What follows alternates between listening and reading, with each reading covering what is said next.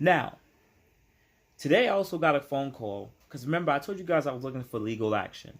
And I ended up speaking to different lawyers, and they weren't giving me good enough information. They said they couldn't really pursue a case for me, even though they said my car is technically under the Magnuson Act. From what was told to me was that they weren't trying to look into recourse. One law firm told me they really only going to try it for 30 days, 90 days. If your car is there for 90 days, they'll take it on. Another lawyer told me, or intern, whatever, not intern, paralegal told me, they will take it if the car been there 4 times. So I'm saying, asking them, isn't there a time frame here? Isn't it 30 days? They said, yeah, but we rather wait for you to been there 4 times, even though it's a used car under warranty, or they would rather do 90 days. Cool. So I get a phone call from a law office in Connecticut that still have me on file. I guess they were checking back today, and they said, hey, have you got your car back? I said, no, it's been 63 days. So they actually gave me additional information. So they said to me, based on information, okay, well, we did tell you about a month ago you had 30, it took only 30 days. But now that we know it's been 60 days and it still hasn't been fixed, all right, we feel more comfortable taking it on. So she asked me some additional questions, and I shared with her the issue. And she told me a couple of information. She said, well, New York State, once again, doesn't have a lemon law protection on used cars. It's more through arbitration. Cool. But she said because of the Magnuson Act, she can still go after it. So she said there should be two things that would either happen, left or right. She have to get in contact with her attorney, well, their lawyer, to get more clarity.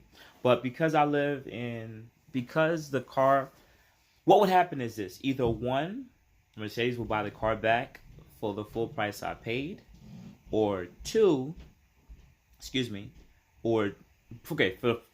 buy the car back for the full price I paid, depending on how much mileage or how much time I've driven the car. So let's say I bought the car a year ago and then a year later this happened, they will actually deduct a certain amount of money off the total payment they will pay because it's like you driven the car and then something happened.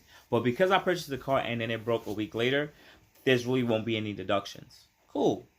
They said in that case, they'll buy the car back, the full price, the car, the taxes, pretty much buy the car fully out on any payments that I made. I said, okay, cool.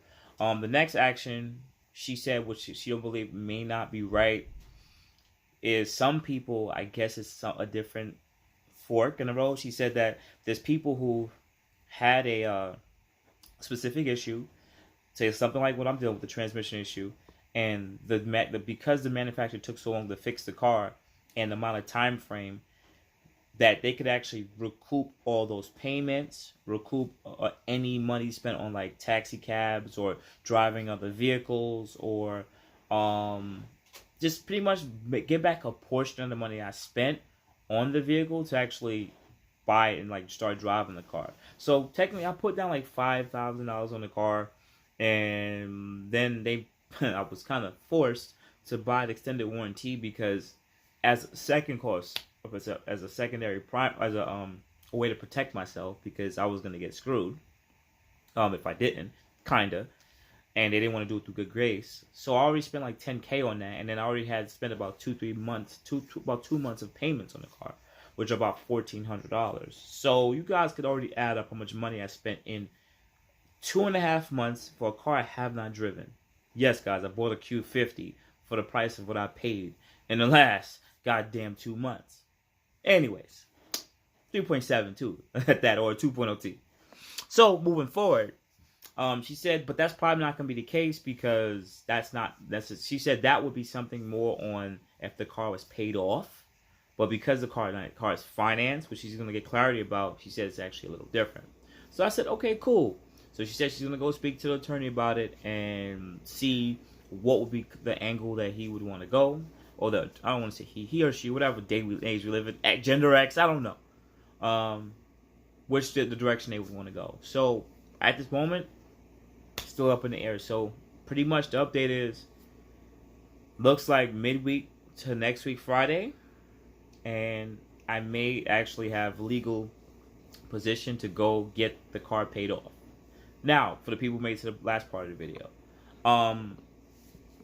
Now I don't have if I do have legal costs to actually have them buy the car out and pay me back my money, right? Essentially, I'm walking away with a car with a brand new motor and brand new transmission and pretty much fully warranted, which is kind of cool. But then I'm kind of sour in my mouth from this whole situation because it was. I just want my car back. Like, I just honestly want my car back. So, because I purchased my car when the interest rates were still a little high, which is still a high. I've been telling you guys for the last 6 months to 9 months that the car market is starting to do some corrections. So now that it's been about almost 3 months later, I went back to look at prices of 2019 E63s. And I've been seeing more affordable E63s now. I'm not saying a huge amount of, and I'm going to be very careful when I say this.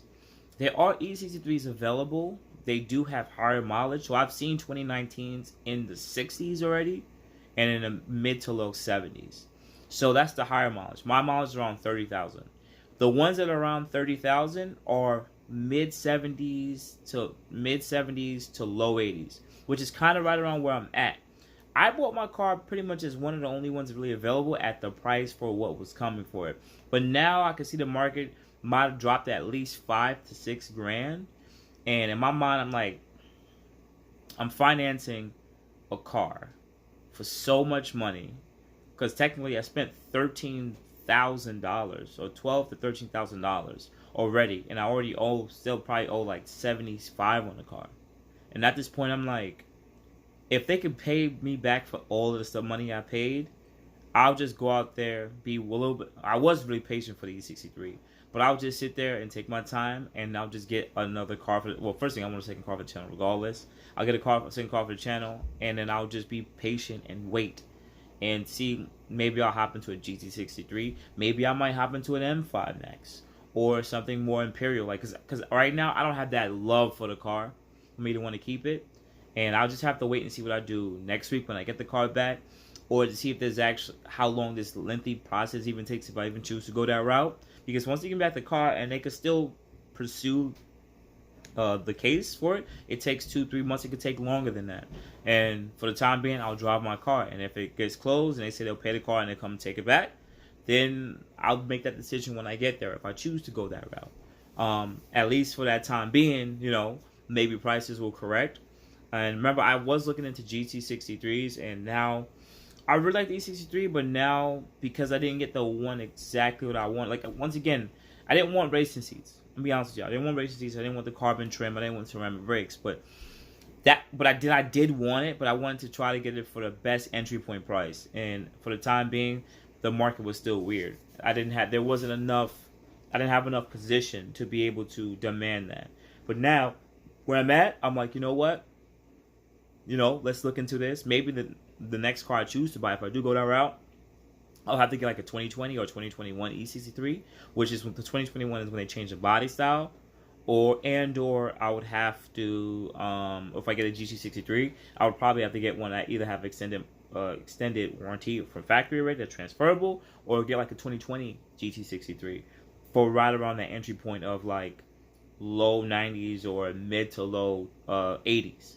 So maybe the market will correct on those very soon. Maybe I'll hop into one of those. Because at this point, I miss fast cars. And yeah, whenever you guys get to see this video, man, y'all going to be like, man, Boost was out here hurting. This is why he was in front of a goddamn camera this whole time. Just talking about the news because he ain't have no goddamn car. It's goddamn right ain't got no goddamn car. So outside of that, guys, you have a good morning, good afternoon, good night. I really appreciate you guys for tapping with your boy Boost. You can add me at boostinmotion.g, Facebook. Also, send me an email at boostinmotion@gmail.com if you have any information on how to rectify the situation. So outside of that, I appreciate it. You guys have a good day. Thank you. Thank you, everybody, for watching. Do appreciate you guys. Love you guys very much. You can also check out the 2 links I posted for some of my other videos. Also, on top of that, if you want to purchase some Boost in Motion merch, definitely check the link that I posted also. And finally, if you've been watching all my videos and you enjoy them, please hit the link to subscribe to my YouTube channel. Thank you.